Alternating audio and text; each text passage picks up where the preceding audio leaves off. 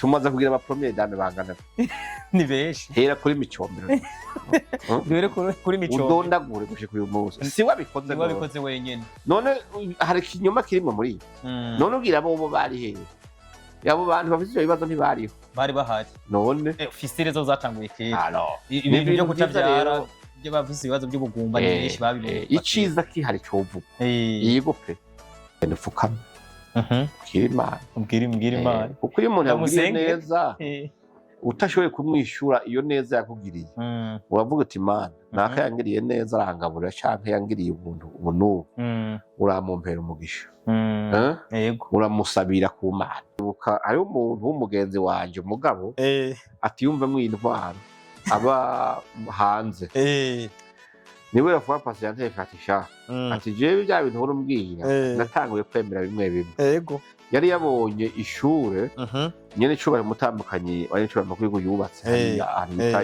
igihinga ku musozi wa Gihingari muri Mwaro muri Mwaro ishuri ryiza cyane riri kuri standard international aravuga ati jewe ndavye ico conye nico kimwe mu byo yakoze nabonye ati kiratumye byose mu mutwe ati no gutangiye gutahana ati n'abana biwanje ati nzobazana baza kwiga muri iryo shuri bari abavyeyi bahetse kubera ibikorwa bikorerwa hariya muri rya vuriro rya fondation mugira neza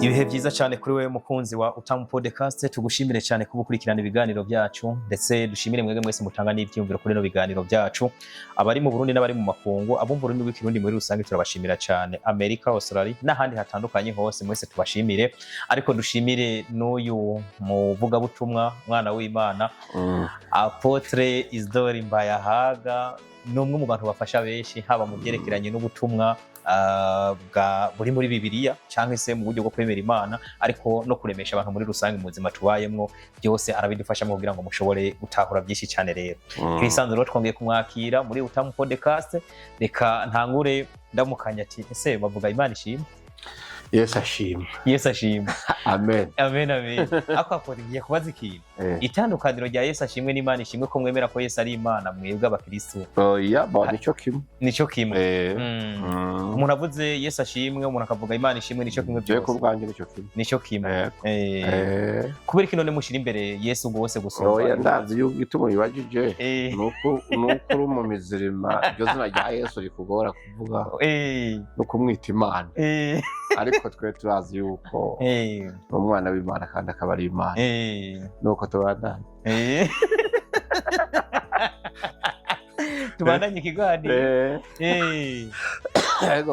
butumwa bwiza bwawe bukomeje gushika heshi ejo bundi numvise umuntu arabwumviriza avuga ati abavuga butumwa usanga bariko baravuga ati dusengera abantu mugo mu gusengera abantu ugasanga bakora ngo hirya no hino ku bihimba bitandukanye abagore ngo tuba twabana oya mpemu w'Imana ashobora kurongora umuntu gukora ibintu by'ibiterasoni iyo rero umuntu ubonye atanguye gukabura akaba mu mabere y'umugore atari bwiza gusambura imishatsi atazi budget yayigiyemo misango ubona yuko iyo atari mpemu w'Imana kuko mpemu w'Imana ni mpemu w'urutonde hama kandi mpemu w'Imana harangwa no kugendana n'ubwenge ibintu byose bikora mu rutonde rero bijya kenshi yasibye rero Apotre kumbure imyemerere nabonye rimwe na rimwe ntituyihuriza ku mugabo hariho ukuri umuntu ashobora kuvuga naho iyo atari umuyisilamu atari umukatolika uri umukatolika ugashobora kumva ko yavuze ukuri kiriya kintu nanje nagiteye nabonyemwo amakeke idini ni rimwe kandi n'Imana ni imwe hanyuma n'ijuru ni rimwe mu bisanzwe umuntu wese agomba kugaragara mu Imana umuntu amw'urukundo kuko Imana n'urukundo nta yindi definition ivyo by'amadini ni byadutse inyuma y'imyaka amajana ngahe byaje mu nyuma umuntu wese akazana ugasanga bari doctrine zidasa bamwe bakavuga ati twizera uku kandi abadasenga ko dusenga nta juru bazojamwo bakaba arakoze nikosa ryo gucira urubanza abandi mu gihe tuzi ko ata muntu n'umwe azocira urubanza mugenzi we twese turinze urubanza rw'Imana ibyo rero je nibaza yuko abantu baba bakurikiye amadini barahuba jewe nta dini nakurikiye. Yego. Nakurikiye Kristo. Yego. Niwe nzira ukuri n'ubugingo. Nuko ndabyizeye. Nuko byizeye. Urubanza narindiriye. Urarindiriye. Urindiriye mu bandi. Kuvuga ngo banaka ntibazoja mu ijuru, abandi ntibazoja mu ijuru, ibyo si iby'abantu abantu. Oya. Karagaciyemo rero ni Apotre Isidore Mbayahaga. Nyakubahwa Apotre, reka mvuge ko dufise byinshi tugiye kuganirako. Urashaka kuvuga nuko n'abamizirima agenda bakunda. N'abamizirima murabakunda. Warabona bigaragaje inshuro nyinshi. Umwanya turawufise tugomba tuganire. Jewe ndakunda abamizirima mugabo. Ndabakunda kubera inyifato zimwe zimwe bafise. Yego. Abamizirima bwa mbere bafitaniye ubumwe. Sibyo? Yego. Nukuri umizirima aratabara mugenzi we cyane. Cya kabiri abamizirima baragaragara mu bikorwa by'urukundo. Barafashanya. Kandi burya usomye na Bibiliya no isezerano rishasha nubwo mwe mutagemera. Naho nirafise ahantu bivuga Apotre kuko meje kunyegeriza ibyo ntemera. Oya niko ni wamubyemera cyo bivuga. Urabyumva. Umenye ko babaye mu Kristo resa. Oya. Urumva. Kazote ubu. Eka. Ko ntacyo bitwaye. Kuko Bibiliya avuga muri Yakobo. Rimwe mbega 21. Idini y'ukuri. Ngo ritagira agasembo. Ngo ritagira ingoroji. Atakibazo utangora nimwe. Ritagira ikintu na kimwe Imana yorigaye. Ngo nirifashe imfubyi n'abapfakazi rikongera rigafasha n'abakene mu magorwa yabo. Ngo si Isilamu none Apotre. Ibyo rero si iryo ryonyine uko na jewe ntari muri Isilamu ibyo ndabikora. Rero urumva ako kantu ushitsemo rero ntihazobe intambara z'amadini abantu bagwanya abandi bavuye mu gihugu ryabo bonyene. Oya. Reka turindire umunsi wo guca imanza z'iherezo. Bibiliya itubwira ngo amadini yose, indimi zose, amahanga yose, amoko yose, Imana zibikoraniriza imbere yayo. Icyo urubanza uvuga ati mwebwe ngo twibanire mu ijuru nawe mwakoze ibibi Gehinomu hari. Gehinomu ni yanyu. Tuga kucyakuzanya rero. Reka Imana iturinde Gehinomu. Imana iturinde Gehinomu Apotre. Oya cyane. Oya. Amen amen. Zibohera kuri Kristo wanjye. Ni sawa kabisa. Aho ni sawa. Gumako. Niwe turi kumwe. Reka rero nshime ko ubwo butumwa bugiye gucisha no mu bindi bikorwa byiza kandi byubaka. Ariko hari byinshi tuvise tugomba tuganire ko byerekana ko no kuri mwo muri we no muri Kristo umugani wawe nko kubivuga ubigaragaza mu bikorwa byawe. Première dame cyangwa se umutambukanyi w'umukuru w'igihugu hari ibikorwa yakoze byinshi abantu twogaruka ko tugashima. Ariko iyo tuvuze ko leta nkoze iriko irakora mu buryo bugaragara hari n'ibindi bikorwa umuntu akwiye gushima. Hari umuntu nukuri n'umugwiza atunga yarambwiye ko ashima ibikorwa bya Première dame cyane cyane. Yambwiye ikintu cyitwa ikigo kirafasha abantu kwibaruka. Kiriya kigo burya nuko abantu tutarafata umwanya tugisesengure ngira ngo tuzofatira umwanya tukiganire ko Apotre tunyemerere. Abantu barashima rwose ibikorwa bya Première dame, barashima ibikorwa bya nyerecubahiro umukuru w'igihugu. Yavuga ko natwe bw'abajene yahaduhumuye warabivuze mu minsi iheze. Banki y'Ugwaruka Beach iri ngaho. Ariko rero ibikorwa bya Première dame nabyo nyene ni ikintu gikomeye. Ishure rero rigiye gutangura cyangwa se ryanatanguye. Abantu bubiga neza, biga mu mashure meza. Nababandi hari n'abana nabonye benshi muri nyene icubahiro umukuru w'igihugu ahantu hari yagiye hari abantu batavuga b'abanyamuragi mu ntara zo ngaho mu buseruko bw'igihugu. Nabonye babishima cyane gose. Hari ibikorwa bikubira ko intwaro yiwe ariko uhereye mu rugo iwe n'ibintu bimeze neza cyane. Ubwo nivyo gushima. Nivyo gushima kuko uvuze icoresha nibuka ari umuntu w'umugenzi wanje umugabo ati yumvamwe intwaro aba hanze. Niwe yafuwa patient yafatisha ati jewe bya bintu urumbwira natanguye kwemera bimwe bimwe. Yari yabonye ishure nyene icubahiro umutambukanyi wari icubahiro makuru yubatse hari ahantu bita Igihinga ku musozi wa Gihinga muri Mwaro. Muri Mwaro.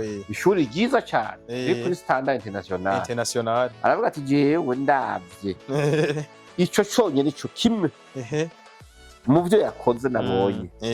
Ati kiratumye byose mu mutwe ati no gutangiye gutaha daye. Ati n'abana biwanje ati nzobazana baza kwiga muri iryo shuri.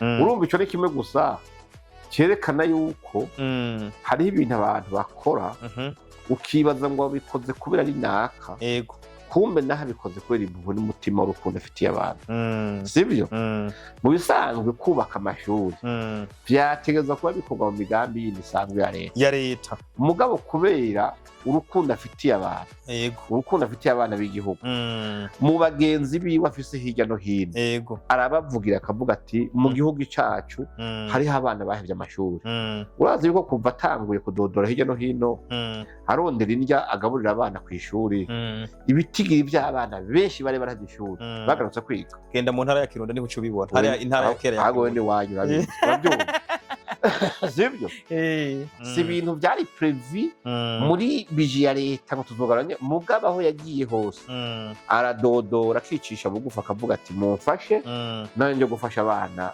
b'igihugu yego bakiga urabona yuko hariho abantu ingo zari zarasambutse bakanendwa bakamererwa nabi imiryango ikabaca abagabo bakabaharika abagore barwaye indwara zo mu kigo yego uravyumva kiya cha fistura kigo urabona yagize ati none aba bamama bobo iri sanganya ribashikira rigatuma imyaka yose isigaye bicwa n'agahinda bakicwa n'umubabaro bakagwa mu gasuzuguro bagaharirwa ivomo bagashirwa mu kato nk'abarwayi b'imibembe no bigenza gute none leta arimwo canke yanyere cyo umushinga ntaye wiwe igira kanga ko abandi bakomye dame bose atawigeze yugira ico ciyumviro ingwa zo mu kigo zitanguye kuva president Ndayishimiye ata sezake na jewe narigeze kuba umu infirmier ndavyibuka ingwara zo mu kigo natanguye ati mwebwe je hariya yego baje ahantu habonye fistire kwera rero nicoye abantu bakwiye kuvuga bati hambavu ibikorwa byiteka hambavu y'imirimo umushinga ntahe wiwe ariko arakora wenyene cyangwa w'igihugu urabona yuko umupfasoni wiwe nawe afise umutima wo kumufasha mu bindi byo gukunda igihugu no gukunda abana b'igihugu rero muri ico gihe rero abantu benshi niyo bagiye kubivuga usanga bavuga iby'umukuru w'igihugu gusa bakavuga ibya leta mugabo ugasanga si benshi bavuga imirimo myiza umutambukanye w'umukuru ariko ararangura mu gihugu nabyo byomutera intege mugiye muramushimira uwo munsi ibintu vyiza ngiye kuzoraba ingene no bikora nzeshike kwa bijya bigo bitandukanye niko kuko n'ibintu kuko nkabijya ujya mutima afise n'impanuro ziwe hamwebwe mufise aho mucisha ubutumwa bugashikira abantu benshi ni byiza ko mumurondera mukamuha ibiganiro kuko urabona ko ahanura abantu uravye sinzi uko muhora mubikurikira burya hariho ingo zatoye amahoro kubera impanuro agenda aratanga impanuro agenda ashikiriza abapfasoni bandi bagenzi bakavuga ati uko siko abapfasoni bitwara mu rugo hariho ingeso z'abagore bamwe bamwe zahebwe kubera bumvise yaziteye ivyatsi kubera igihagararo ciwe n'igihagararo gikomeye hariho abagore usanga rimwe iyo babaye abakuru baca bagomba kuba abagabo mu rugo bakaganza mugo urabona ko we yavuze ati no nimbura umushinga amateka ubijane mu kigobe ariko ushitse muhira menya yuko umutwe w'urugo n'umugabo wawe uri umushikiranganje menya ko ushitse muhira nta bya nyakubahwa n'umushinga ntahe wawe ubaza ko bitahinduye ibintu byinshi hari abagabo yasubije agateka mu rugo rero muri ico gihe rero ugiye kuraba hari ibintu byinshi abantu batashikiriza batavuga ariko cyane byategereza kuvuga bikabera akabari bikabera icitegereza abandi rero nka mwebwe urumva mufise uwo muhamagaro wo kuyagira abantu benshi icyarimwe biciye kuri aya macano yanyu byari byiza mugiye muramuha ibiganiro murambona yarahaye ikiganiro mugenzi wanyu Gayera iminsi iheze nabonye na Semavumbi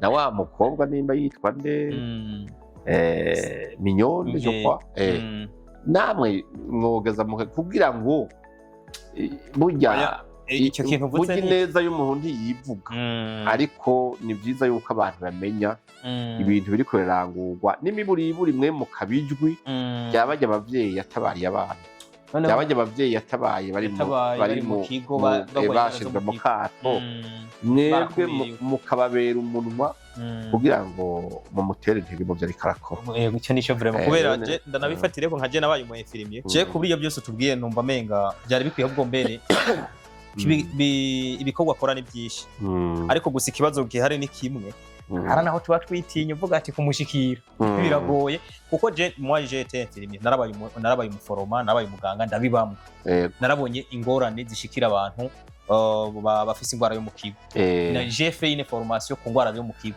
narabaye formé ku ngwara yo mu kigo icyo bita fistire ndayizi uko ibibazo iteza mu miryango ariko narabaye n'ahandi hantu hari abana bahebye amashure kubera ikibazo cyo gufungura mu guno munsi bafungura ku mashure kubera uruhara rwande rwa première dame kongere ko no kwayo mashure meza ari kuri standard international ibyo byose urumva je sindashika ku kigwi wiwe amashuri wese ndahashika se nk'ubu Imana yomfasha je nkamushikira fise byinshi no mubaza n'ingene yavyiyumviriye icambere cyo ibyo bintu ntushobora kuva kubyiyumvira ukabona ingorane biteje udavize umutima w'impuhwe n'urukundo ntibishoboka kuko jewe umunsi wa mbere mbona umuntu agwaye ingwara ya fistile nagiye numvise ngizi ikigongwe mu buryo buteye ubwoba Imana yomfasha rero ngira ngo hazomubona no mubaza byinshi kuri iki kigo cyane mbega n'abantu bafise ikintu kirekeranye no kutabyara ugasanga byaraguranye kuba byara apotre arafise ikigo cyayo burya je nabibonye muri Afrika y'Epfo niho natangiye kubyumva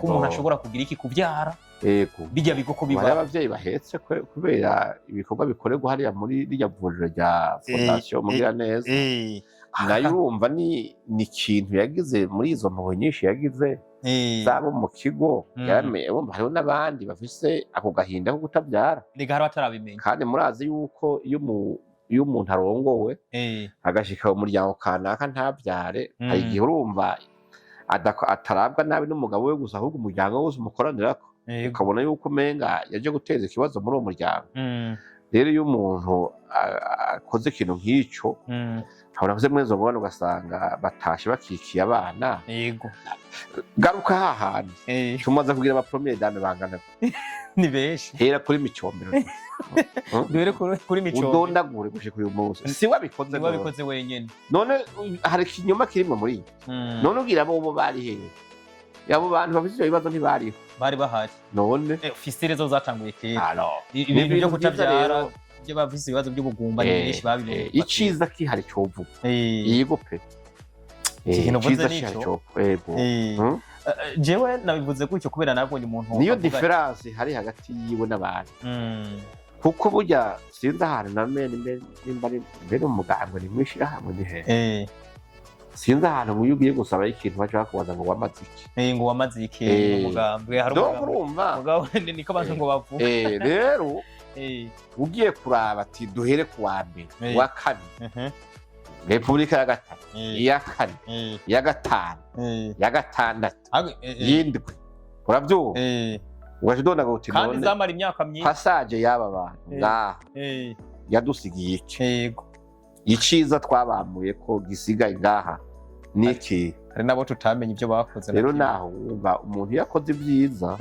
ni byiza guterwa intege ni byiza guterwa Bibiliya nivuga ngo hajya kuvugwa neza ngo nivyo igiciro kiri gusuma inzahabu n'ibimota neza cyane nta muntu umwe burya ikibabaje nuko hari n'abagomba ko tubavuga neza ataciza bakoze atari ikintu kizima bakoze mugabo umuntu yakoze neza ugasanga rimwe na rimwe abantu babica hirya cyangwa bakabica hejuru ntibabivuge ntibabimenye ntibabibwira abandi ariko jewe ku bwanyu numva mwo mutera intege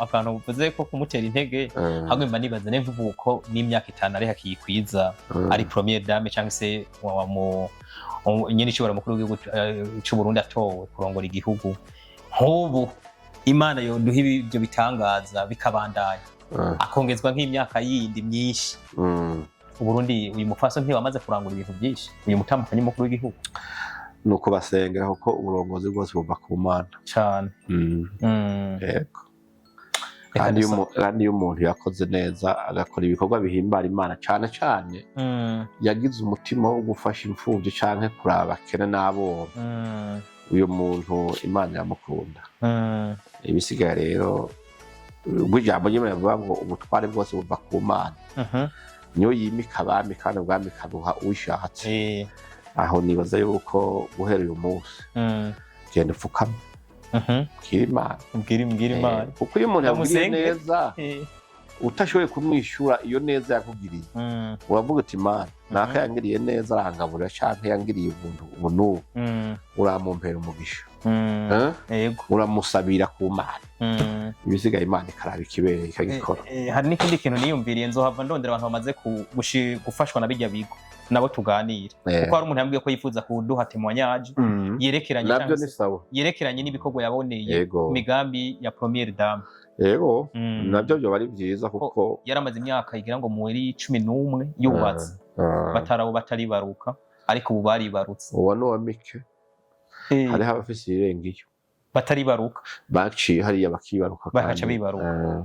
Ibyo ni byo gushima ako nyene rero utemera ukwavu ko ruzi ko yokwemera ko runyaruka aya ntihazokubesha burya nta muntu umwe atabona ibyiza by'umuntu abantu gusa ashaka kuvuga ati byakozwe hari abantu bataze gushima wa mugani mugabo kuba byakoze naka yego vrema mugabo burya ibyiza aba yabibonye abyita kwigira nkana ariko aba yabibonye reka rero abashima tuzoze turashima twebwe ni byiza tunahamagare n'abandi gushima kuko burya ushimye abayongeje. Reka tumusabe n'ubundi abandanya akora imigambi ni myiza tubanaye tishigikire première dame ni navyiza cyane kumbure nitwagira amahirwe tukayaga nawe azoduha les détails uburyo bwiyaguye cyane uko yiyumvira ino migambi nuko abona iri kiragenda naho izoshika muri kazoza rega hashobora kuba hariho n'iyindi yagutse isumbiye.